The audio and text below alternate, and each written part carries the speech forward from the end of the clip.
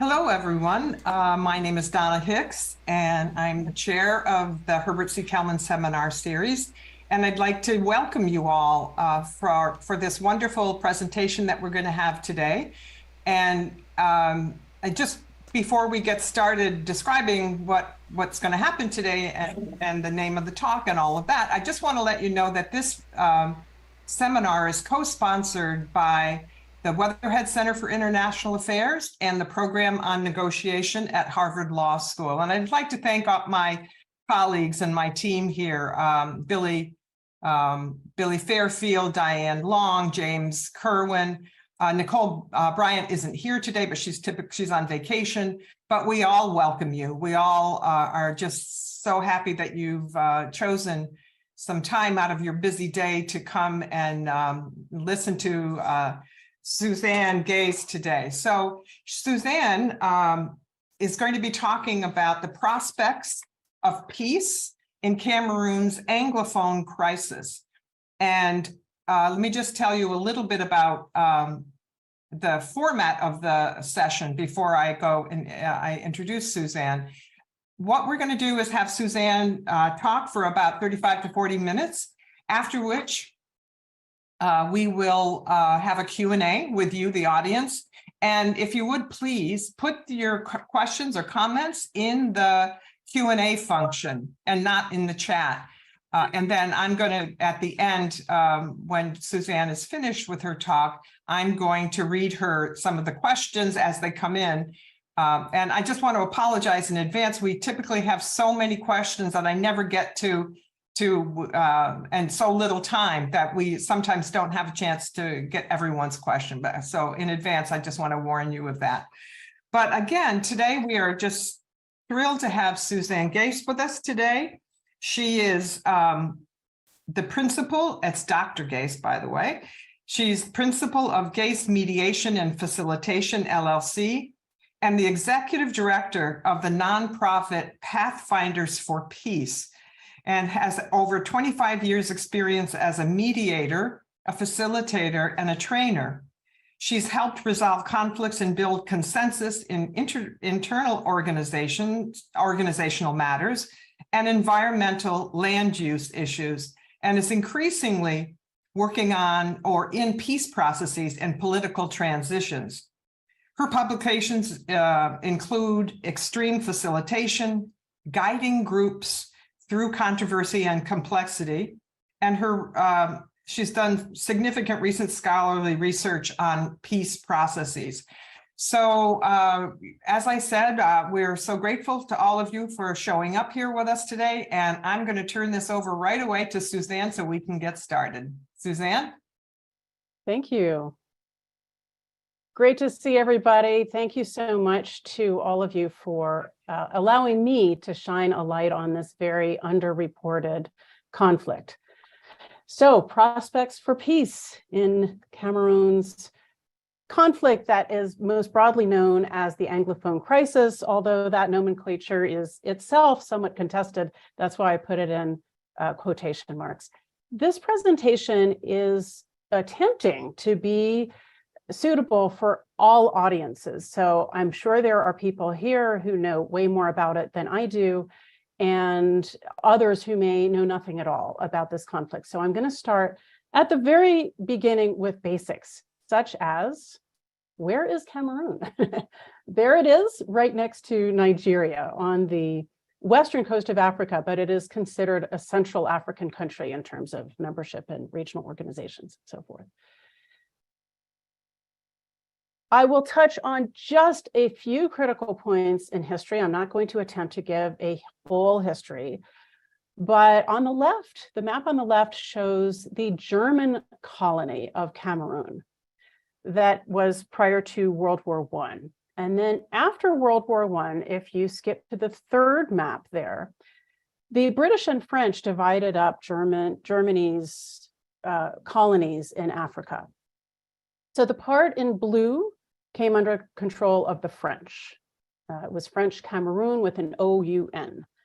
And the part shown in green came under British control. So that's British Cameroons with an S. Onto the map on the right, In 1960, the French part became independent, became the Republic of Cameroon, or La République du Cameroun. And the part that had been British, there was a Northern Cameroons and a Southern Cameroons. So the UN Trust entity did not give the former British portion the chance to vote for independence. Rather, they gave them a choice of either joining the French Republic of Cameroon or joining Nigeria in a referendum.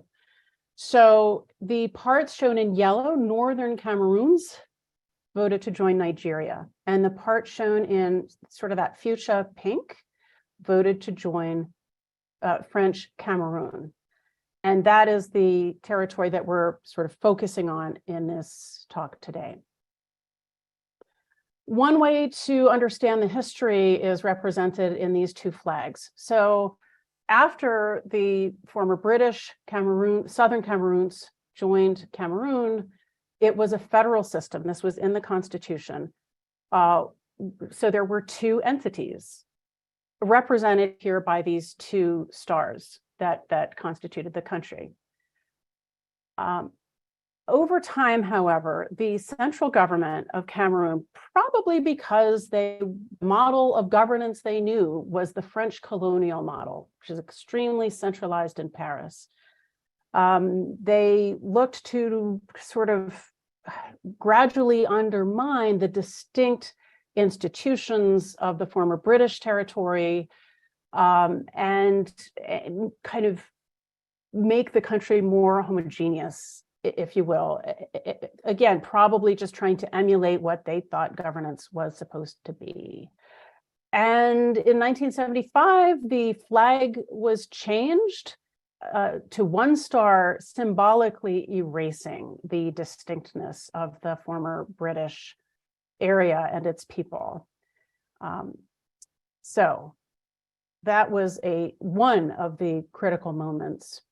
Another way to understand the history is looking at these maps. So you can see, you may not be able to see this very well, but the portion here that used to be British was called West Cameroon. This is a 1961 map. So upon the joining of the two portions, West Cameroon was a former British part, and the rest was called East Cameroon. So those were the two federal entities.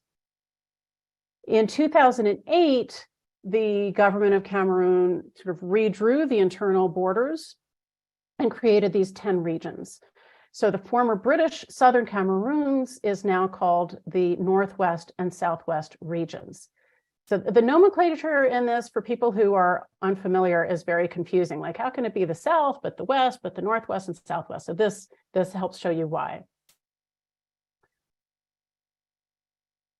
So to summarize very, very briefly, the views of the two sides, and even calling it two sides is a gross oversimplification, but essentially the grievances of the English speakers, those who live in the former British portion, is that they've been marginalized and denied equal access to education, to justice, to other services, development, I mean, roads, all of it.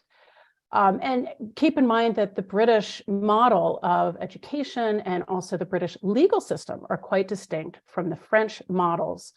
And so the institutions were really different. And as I said before, the central government tried to undermine that distinctness of the British portion. And people who speak English and not French report having been kind of sneered at, humiliated, treated as second-class citizens since the beginning. On the government side, the view, at least in recent years, is that they have worked to address these grievances. And to their minds, this marginalization is a thing of the past. And they say, hey, we even held a national dialogue on these issues and are currently implementing its recommendations. I'll be going into that dialogue a little later in the presentation. But the recommendations included a special status for the again, what the government calls the Northwest and Southwest regions. So in 2016, as the central government was still sending teachers and judges and lawyers who didn't speak English into the English-speaking regions, there were mass peaceful protests led initially by teachers and lawyers, but they spread much broader than that. But there were violent responses by the security forces. I mean, this is often the recipe for how civil wars start in many places. Again, fast forwarding, jumping over a lot of detail, but there was a movement for independence that actually had existed for some time, but of course these events gave it steam. And so the independent aspirational country of Ambazonia, named after the Amba Bay, was declared October 1st, 2017, and this is its flag. The leaders of that movement, after there was a brief attempt at negotiation, the leaders fled to Nigeria. But in Nigeria, the Nigerian security forces captured them and imprisoned them. And so the original interim president of Ambazonia, Sisiku Ayutabe, was one of those imprisoned, and he is still in prison. That's a critical point in the memories of those who advocate for independence, because they have reason to fear setting foot in Cameroon or even in neighboring countries. So the conflict that has been raging ever since, I guess we're at 6 years now, has generally been known as the Anglophone crisis. Many of its leaders are in the diaspora, and many of those here in the United States. And I've met quite a few of them in the events that we held. We in the organization that has since formed and became Pathfinders for Peace. As part of the dynamics of this conflict, legitimacy is contested. And again, fairly typical of civil wars, insurgencies, and so forth.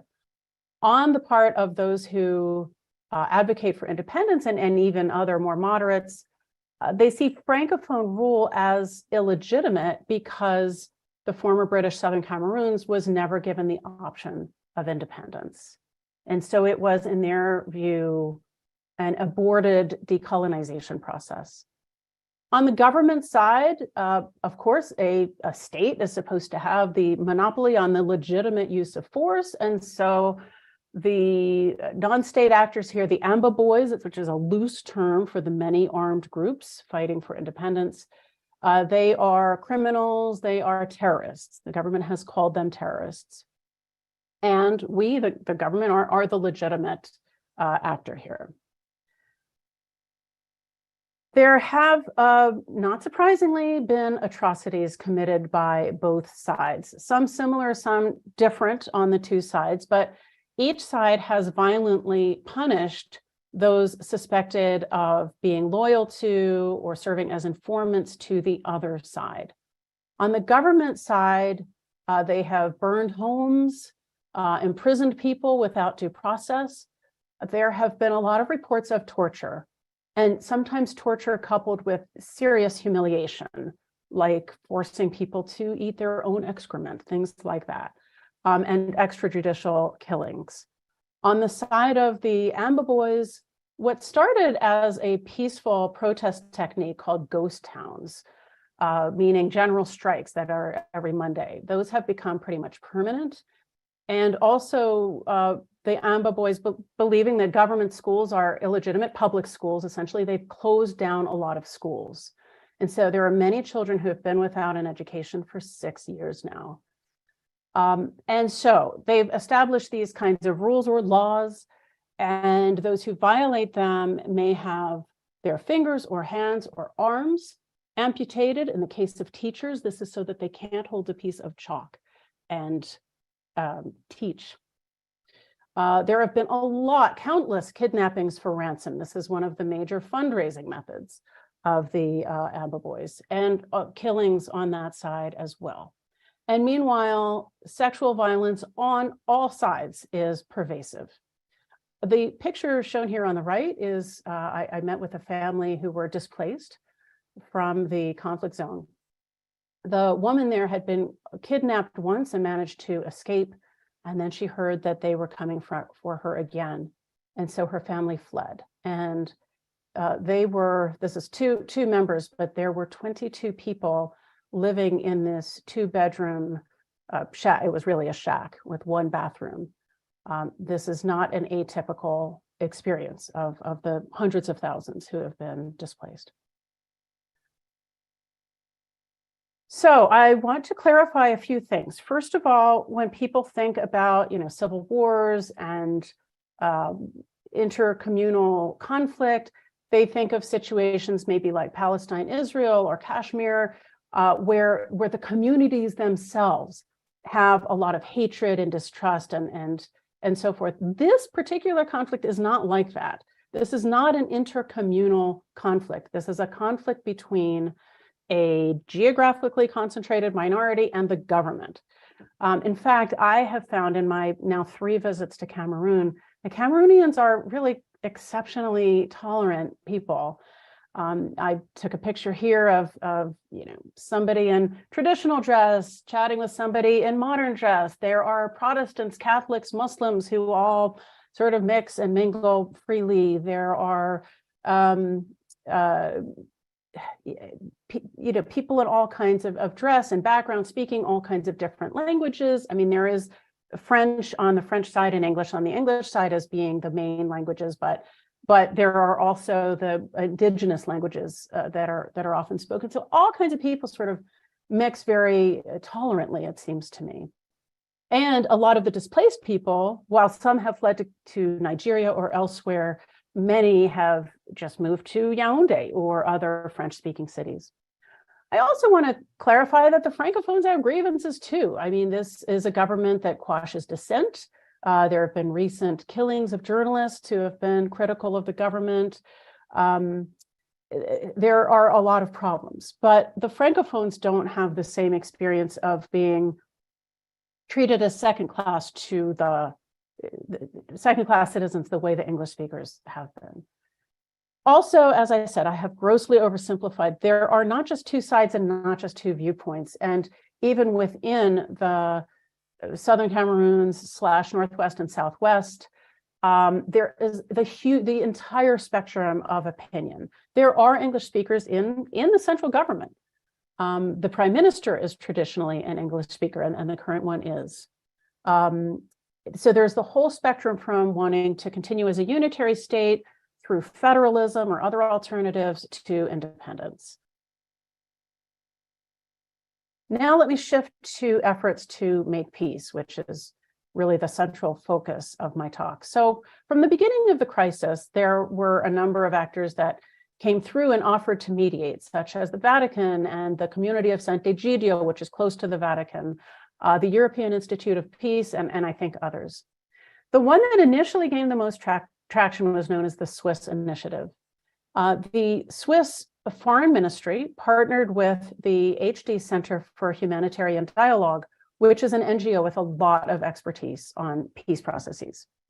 And the HD Center worked with several pro-independence groups, mainly in 2019. There was a series of meetings held, and they managed to help organize, out of the many different groups, pro-Ambazonia groups, help them form a coalition called the Ambazonia Coalition Team, or ACT. However, there are other groups that did not participate.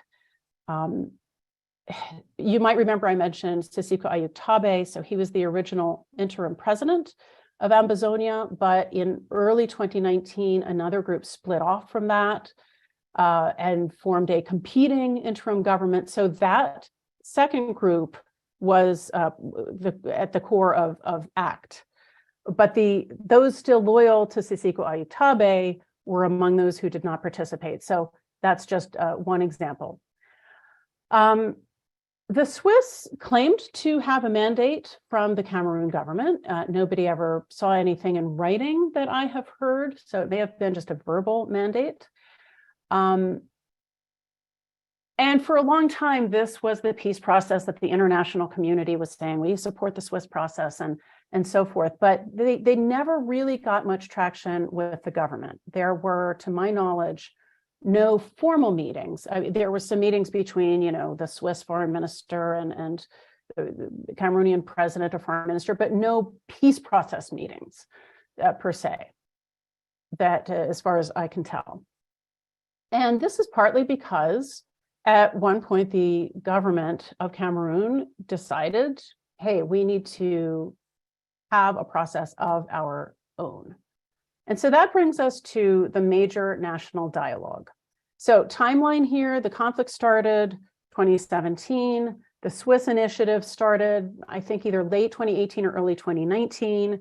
Formation of ACT was around August 2019. And the major national dialogue was announced with, I think it was just about a month's advance notice. So it was planned and executed very, very quickly under the leadership of the Prime Minister. The dialogue took place September 30th to October 4th, so 1 week, 2019, and probably in response to the pressure to resolve this conflict peacefully. And that pressure came both from international actors and domestic civil society actors. So all of those, while not necessarily coordinated, they were kind of singing in harmony, if you will. The dialogue was open to all, but remember back to that situation of leaders being sent from Nigeria back to Cameroon to be put in prison. And so those leaders in the diaspora who support an independent Ambazonia were afraid to set foot in Cameroon, and that was not an irrational fear. So in effect, it excluded the leaders of that movement. Another criticism of the national dialogue is that it was designed unilaterally. This was not designed as an equal partnership with the AMBA movement. And it did produce a lot of recommendations on a variety of different things that were attempting to address both the grievances that led to the conflict as well as the effects of the conflict. So things about disarmament and reintegration of fighters, things like that. And special status was the sort of solution put forward to this conflict. It was at least a milestone, as an excellent report from the International Crisis Group explained.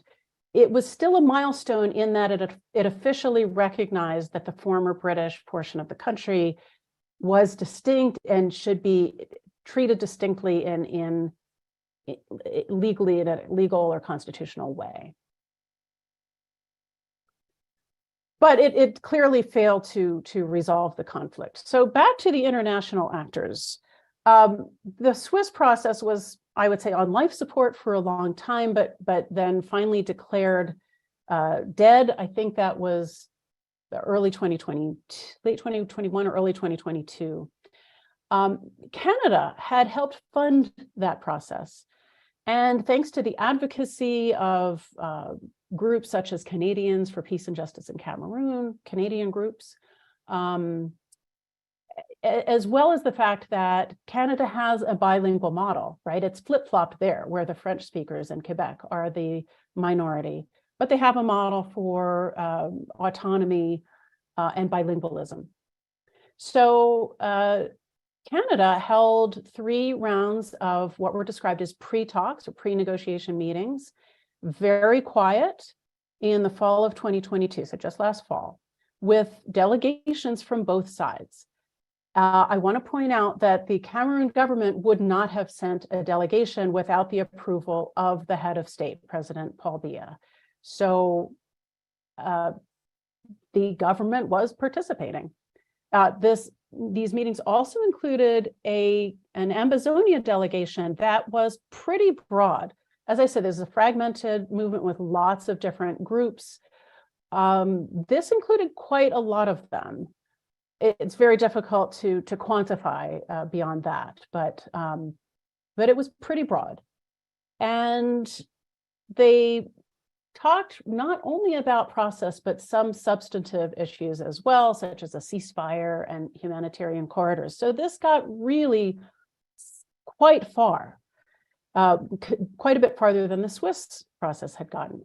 And I want to mention here that this is kind of typical of peace processes, that it's common to take 2 steps forward, 1 step back, and then people learn and regroup and figure out things to do differently. Another 2 steps forward, 1 step back. So get ready, because we're going to hear about more of that. So in January of this year, this process went public. And you'll see here, I just took a screenshot of an announcement by the Canadian government, which you can find online. On January 20th, Canada announced it had a mandate to facilitate a peace process. It was January 20th, so wow, huge, huge news. January 21, the Ambazonians announced that they had some problems with the nomenclature used in the Canadian announcement.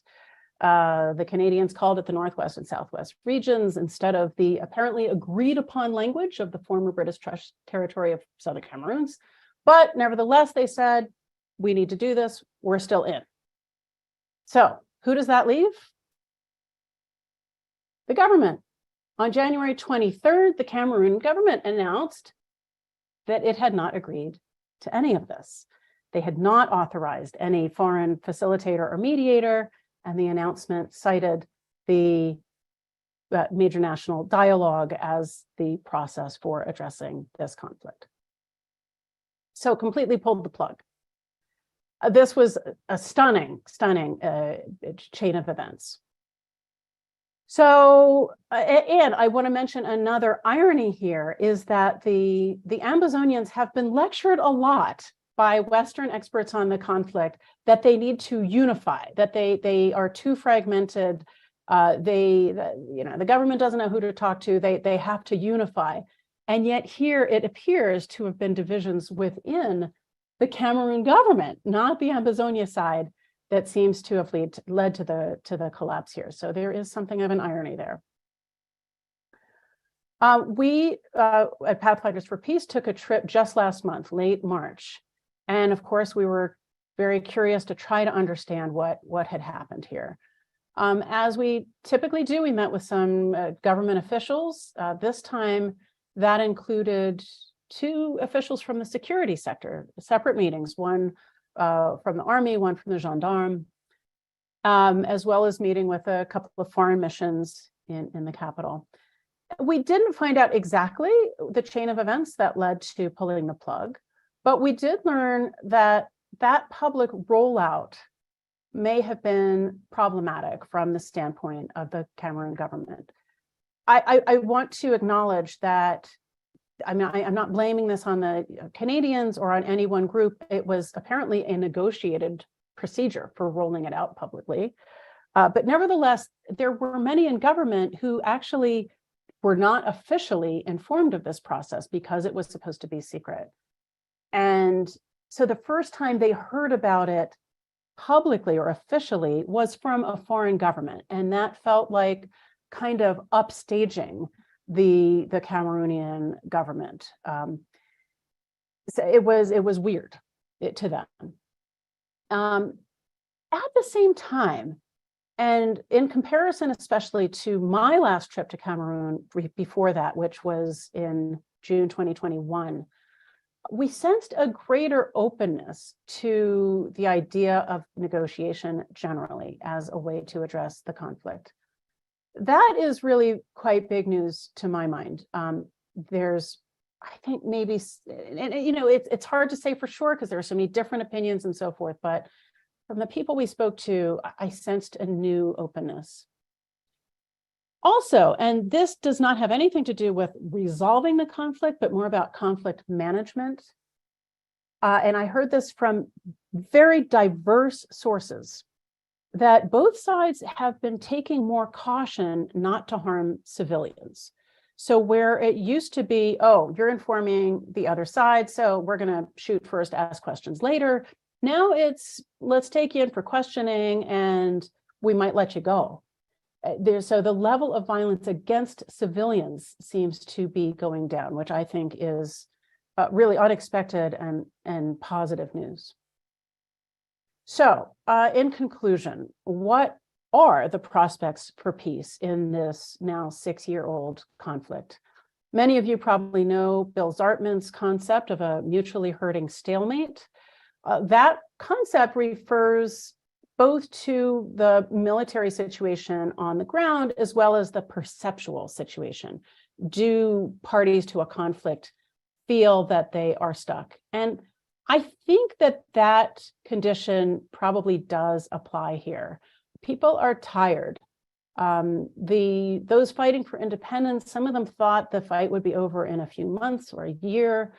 The government is, wanted to say, oh, we're winning, this is a matter of time, but it's kind of dragging on.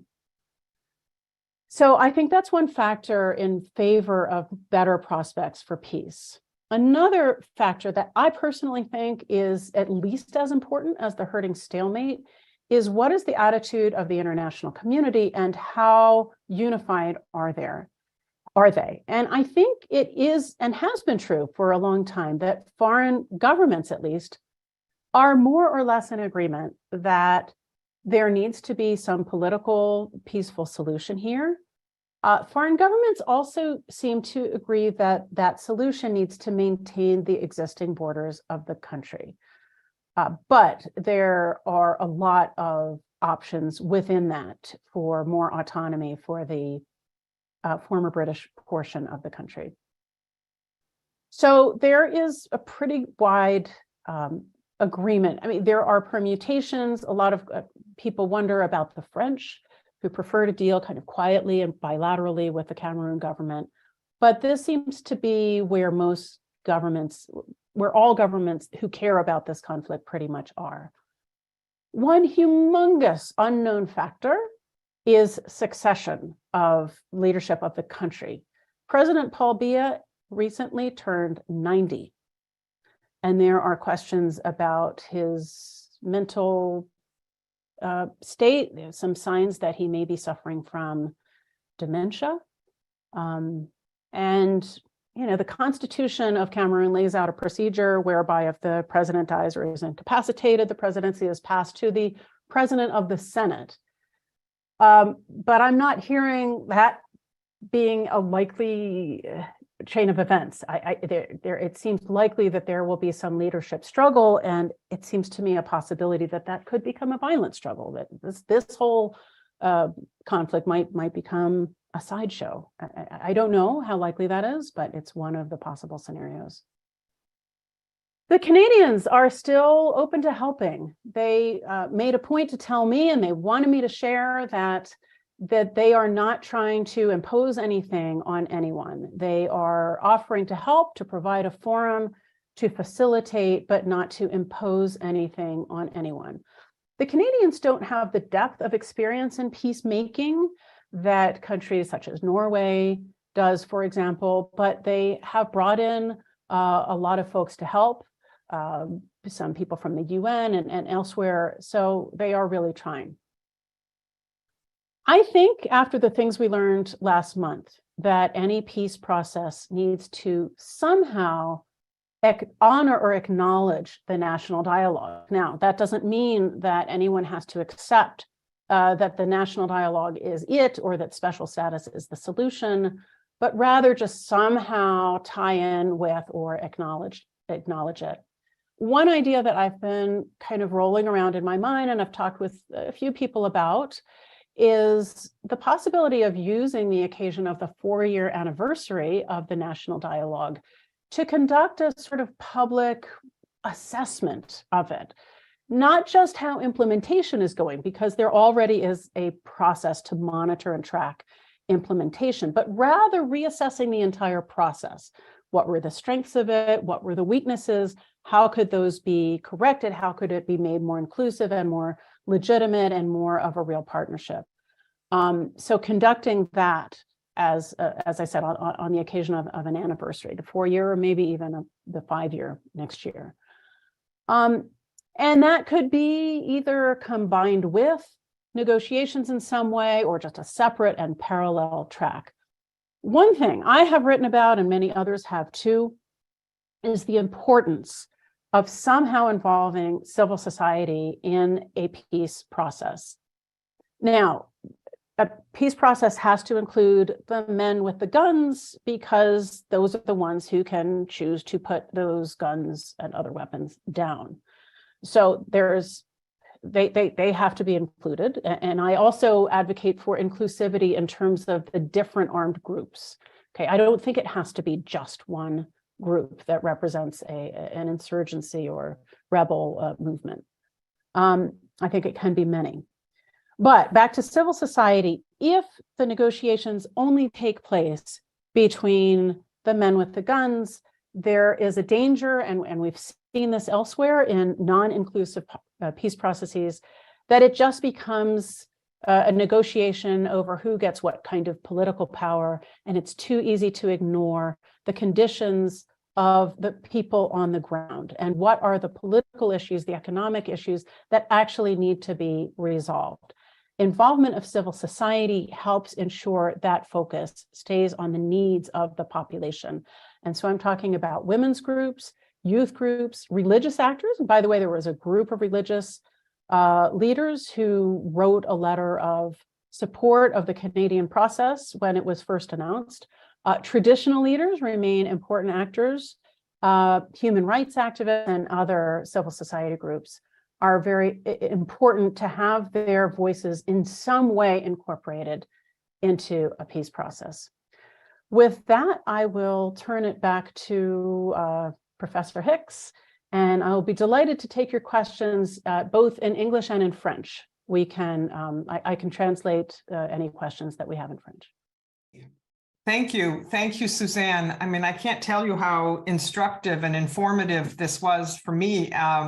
The details of this, you get the broad strokes when you're not directly involved in a conflict such as this, but thank you for exploring all the nuances and articulating them in such an easy to understand way. I know that that's hard to do. So thank you so much. And we have many questions, and of course, as I predicted, we probably won't be able to get to all of them. And I first want to say, for the people who have asked the questions, if I mess up your name, I'm going to apologize in advance. The first question that I have, Suzanne, is from Dennis Atemkeng. What are the principles of the UN Charter that underlie our proposals for a solution? Yes, thank you for that. And that is a name I recognize. So I'm glad you joined us, Mr. Atemkeng. For better or for worse, the UN Charter doesn't say a lot about internal conflicts. In fact, it explicitly says that the UN is not to meddle in issues that are what's the language? The essential purview of the state or something like that are internal issues. Now, if you believe in a separate Ambazonia, you don't regard it as an internal issue. You don't regard Ambazonia as part of the Republic of Cameroon, and I understand that. But for better or worse, the international community does view it as within the existing borders of Cameroon. So I think in terms of the UN Charter, the pieces that speak to it most are around human rights and peace and security for all. And those were articulated more subsequent to the UN Charter in human rights treaties. So I would probably lean on those more in terms of how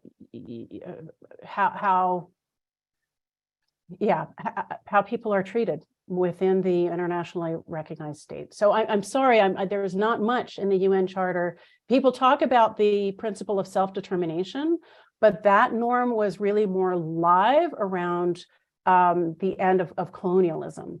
And nowadays, and since the UN Charter, the norm of territorial integrity tends to trump the norm of self-determination. I still think self-determination could be realized potentially in some way but there's not much in the charter that says, hey, you should get independence. Suzanne, before I move on, I was curious about how you suggested that maybe the 4th anniversary of the National Dialogue would be an opportune time to reflect and to see what was missing, what was good, and all that. Was civil society involved in that National Dialogue? Yeah, I don't think they were invited in terms of, named stakeholder groups. I think it was more, I guess I don't know all that many details of how they were involved, but there were different commissions. I think there were 8 different commissions of the National Dialogue, each led by a number of vice presidents. Some of those came from civil society organizations. And then I think that the door was open for individuals to participate as individuals. So it was more, I guess, more akin to public meetings than stakeholder negotiations or dialogues. Yeah. All right, thanks. And Remy is just adding a comment here to your explanation, an answer to the previous question. He's saying, but is it not an internal issue because there was no union treaty? Yeah, I mean, I understand those arguments, and I'm somewhat sympathetic to those arguments that the people of the British Southern Cameroons were somewhat against their will incorporated into Cameroon. It's a bit of a similar argument to the Moro, the Muslim population of the southern Philippines. They were conquered. The sultanates of the southern Philippines were conquered. Well, really not fully, but the Philippines were conquered by the Spanish. And the sultanates of the South never accepted Spanish rule, and they fairly successfully resisted it for hundreds of years. And so when in the Treaty of 1898 that transferred, where Spain sold the Philippines to the US, they argued, well, we were never part of the Spanish Philippines, so we were not legitimately brought under US control, and therefore, we're not legitimately part of the Philippine state. So again, I understand those kinds of arguments, but for better or worse, the international community still views the Philippines as one state and still views Cameroon, including the former British Southern Cameroons, as one state. So I hear and understand the arguments. I'm not stating agreement or disagreement. I'm just saying, so far from what I've seen, that hasn't gained a lot of traction internationally. Okay, Suzanne, this is an anonymous attendee, and the question is, has any of the conveners ever found any instrument, either in the form of a UN resolution or a treaty of union, which makes the Southern Cameroons and French Cameroon one country? Sorry, can you say that again? Yeah, has any of the conveners ever found any instrument, either in the form of a UN resolution or a treaty of union, which makes the Southern Cameroon and French Cameroon one country? Okay, I think this is harking back to the same argument that the joining of the former British Southern Cameroons with La République du Cameroun was never official, it was never agreed, it was never legitimate.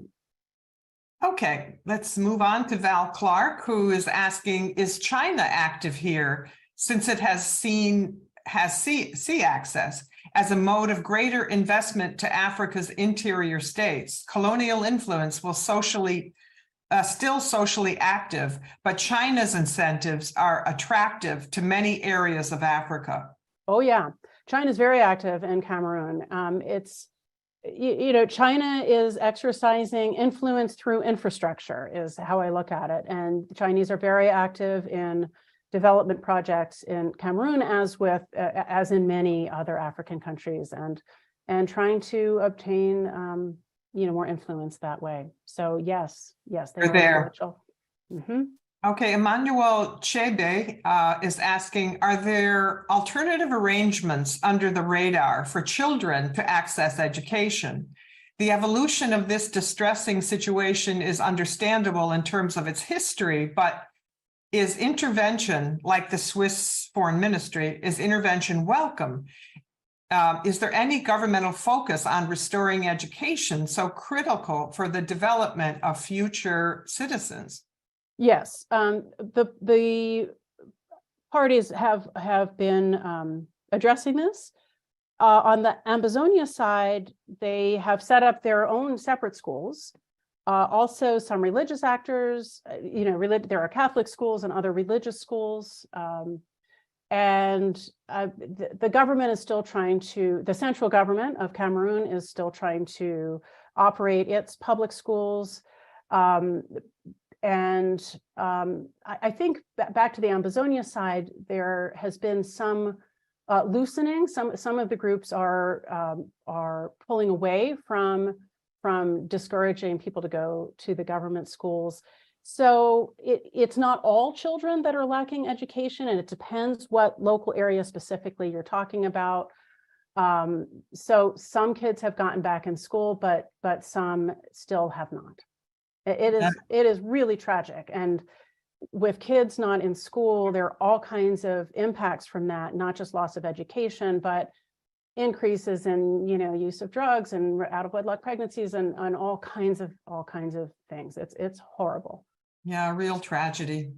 So Paul Zeeby is asking, the Republic of Cameroon, and it's in quotes, Yeah. This is the international noun of the country in English. Saying something else is just propaganda, and it doesn't help to bring all the atrocities to an end. Okay. So saying something else besides calling it Cameroon? The Republic of Cameroon. Okay. Yeah, I mean, I think perhaps this questioner is saying, like, let's not get hung up on symbolic issues. We have to really address the problems, which, I'm inclined to agree. But there are those who say, hey, if you call the Southern Cameroon, the former British Southern Cameroon, that is legitimizing an illegitimate government. So that's one perspective. And on the other side, if from the perspective of those who advocate the position of the government of Cameroon, calling it Southern Cameroons, calling it Ambazonia, all of that is illegitimate. So that's back to the contested legitimacy. But I am certainly for trying to solve the underlying problems as opposed to getting hung up on symbolic issues. But symbolic issues are very important for many. And a PS to his question is, don't you think this issue is a constitutional issue and should end up with a constitutional response, including, for example, a constitutional amendment on the form of the state? Yeah, the form of the state is kind of the big question here. That's the phrase that is used, is what is the form of the state? Will it be unitary? Will it be special status, federalism, et cetera? And so, yes, that is the ultimate core question that should be resolved through, I think, should be resolved through negotiation. And there are other issues as well that have to deal with people's more day-to-day lives. Yeah. Well, here's another anonymous question, Suzanne. What are the conditions for such crises to be discussed at the UN Security Council? I see how the UN always convene whenever crises as such erupts. Sudan, DRC, Ethiopia. Is Cameroon different? Oh, such a great question. It is so baffling why this has not been on the agenda of the Security Council. And okay, I will acknowledge there was one meeting called an ARIA formula meeting, which is UN speak for, this isn't really a Security Council meeting. It's just kind of a little talk, a little thing. There was, and that was, I think, in early 2019, maybe earlier. But basically, it has not been on the agenda. And the whole thing is baffling, and why this conflict gets so little attention. I have been following with a very heavy heart the recent violence in Sudan, and that could be, I could spend more time talking about that. It's an incredibly important issue, And I'm glad that I'm seeing things about it on CNN and in the Washington Post. But at the same time, I'm like, why? Why hasn't Cameroon and this crisis gotten more coverage? And why hasn't the Security Council picked it up? Explanations I've heard are the international community needs Cameroon in the Lake Chad Basin to counter the Boko Haram and Islamic State West Africa Province. Those, so it's part of the counterterrorism drive. Secondly, Cameroon receives and has welcomed refugees from Central African Republic. And so, their international community is sort of grateful for that. Paul Biya's age, at least among Africans, there is a very strong norm of respecting your elders. And so in the African Union, I'm answering a different question, the African Union rather than the UN. But in the African Union, some say, well, he's the sort of great granddaddy of the African leaders. And so, we can't sort of, it's not appropriate to challenge him too much. The French have always somewhat protected their former colonies. Those of you who know much about the Rwandan genocide know that at least initially the French were kind of protecting the government that turned out to be pretty complicit in the genocide. So these are some of the explanations I've heard. Yeah, and Boniface Noyongoya asks, well, you've already addressed the UN, but he's saying, where are the two colonial powers, Great Britain and France, in this? Yeah. Great Britain has, I think, more or less supported the Swiss effort. I think they're supporting the Canadian effort.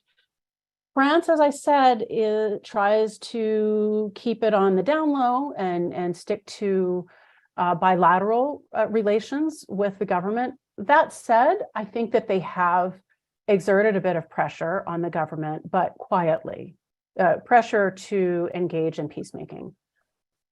What else? I mean, it's come up in the British Parliament. It's come up in the French Parliament.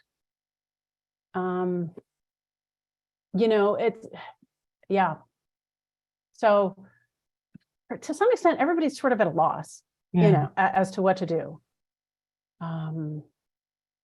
The British have to some extent supported the Rapid Intervention Battalion, the BIR, that's the French BIR, the French acronym, which is a kind of special forces of the military. And there again, I think the concern of counterterrorism is the reason for that, but that same force has become active in the former British areas and at least allegedly, I'm sure it's true, violated human rights quite a lot. But hey, they're helping us in counterterrorism, so we stay quiet. I think that might be part of it. That might be part of it, yeah. So John Packer wants to know, from your professional perspective, do you believe the Canadian public announcement of mediation is, number one, usual, number two, smart, advisable, number three, now harmful, not just problematic? Presuming that you agree this was at least problematic, what do you believe it indicates? Yes, another name I recognize. So glad you're here, John Packer. To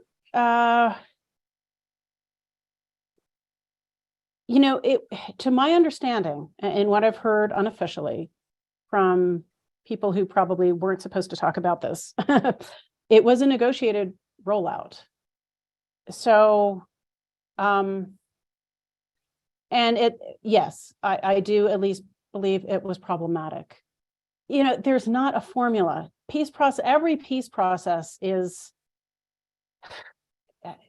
has to be figured out on its own. There are some lessons across peace processes, but each has to figure out its own path. So I can't say, oh, gee, normally this should be done in month 9 instead of month 3. Like, I can't say that for sure. I do think it, in effect, was problematic. I wonder about the Cameroonian negotiating team and how much they were in communication with others within their government as this was happening. Yeah, maybe one argument is that it all should have just been still kept confidential. That it just shouldn't have been made public at all. And there are pros and cons to that. My mentor, Anthony Wani St. John, wrote a great book on back channel negotiations in the Middle East, the Israel-Palestine peace process. And, one among his conclusions is that, secrecy is really, really helpful in negotiations, right? To keep it out of the public eye so people can be frank and really dig in to the issues without performing to an audience. But over time, what happened with the talks that led to Oslo and so forth was that the secrecy prevented the ability of parties to build public support for what was being negotiated. And so then you had, Yitzhak Rabin assassinated shortly after as a result, and other, ultimately it all fell apart. So at some point, I think peace processes do need to become public. Was it too soon? Maybe. As I described, I think the problem that we learned last month was on the Cameroon government side, and we need to kind of figure out how to get them back into negotiations. And I think that requires some acknowledgement of how this landed, how these announcements landed. I think that's the best I can do. Thank you, Suzanne. So this, I'm afraid, is going to have to be the last question, and it's one that's kind of dear to my heart. Negotiation has the potential to help over time if contesting parties could be involved in workshops, perhaps unofficial track 2 type of workshops, and educational to influence the political parties. Is there any organized prospect for this type of workshop that might introduce methods of collaboration toward peace? I'm assuming perhaps, Suzanne, you do these sorts of workshops. Well, we haven't we did hold a workshop for sort of the Cameroonians in diaspora and Southern Cameroonians, in diaspora back in late 2019. We're interested in doing more of that sort of thing. And meanwhile, some others have too. Mediators Beyond Borders, USIP has done some workshops. So there are a number of other actors supporting kind of track 2 or back channeling, and we hope to be among those. No, that would be great. Again, Suzanne, this always happens. We've run out of time and we don't cover all the questions, but I'm sure people could, reach out to you if they have any, burning questions. I welcome that. Yeah. And I also want to point out that this session is being recorded. So anyone who wants to watch it again or, suggest to other people to view it, please, in about a day or two, check on the Program on Negotiation website under events, and you'll see Suzanne's talk there. And now I want to turn it over to James Kerwin, who is going to give some announcements about other upcoming PON activities. Go ahead, James.